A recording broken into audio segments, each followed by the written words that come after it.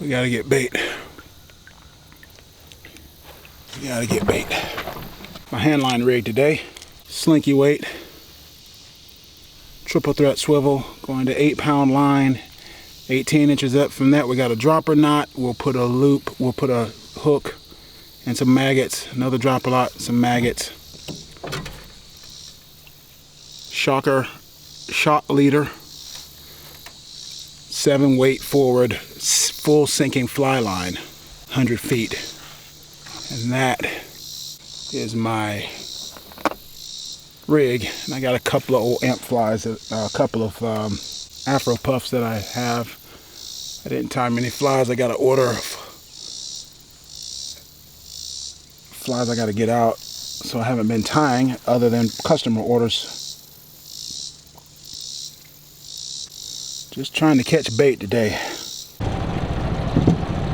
Well, I mean, yeah, you don't have to use fly line. I mean, whatever rig that you've used to using, take your favorite rig and just put it on a hand line. I just like a Paternoster rig, weights at the bottom and then the hook is up top, as opposed to a Carolina rig where the weight would be up top and the hook would be down at the bottom. Take your favorite rig and use it.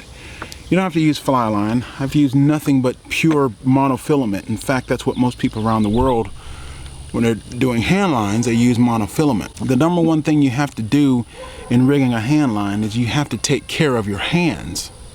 One, you don't have a rod absorbing the impact, so you have to have a way of you have to think about absorbing the impact of a big, strong, powerful fish.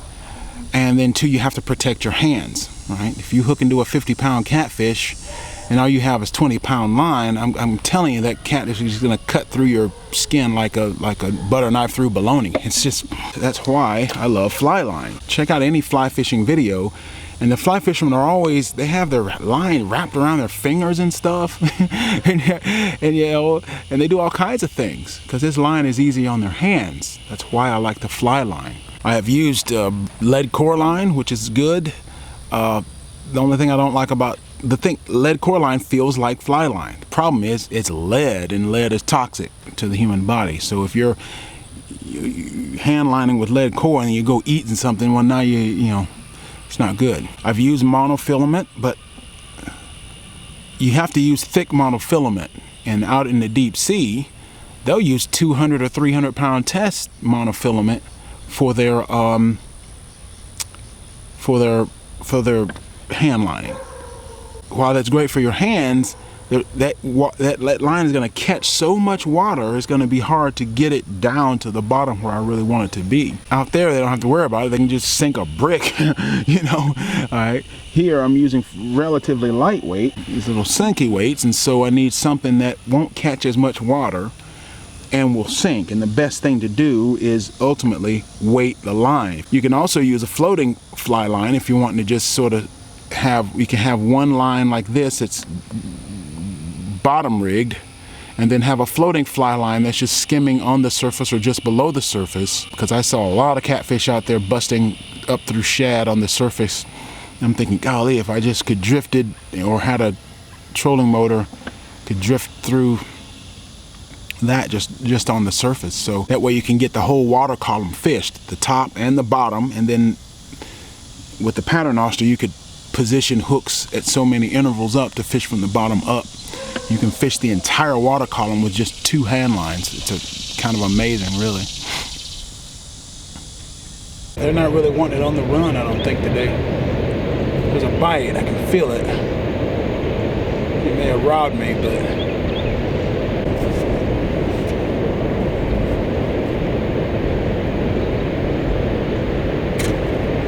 decent amount of bait still on there.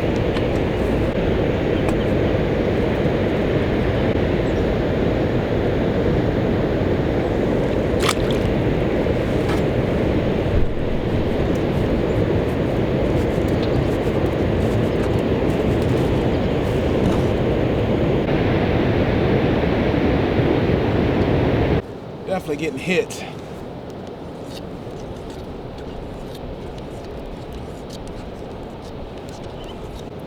wind is just light and variable. It's not really any.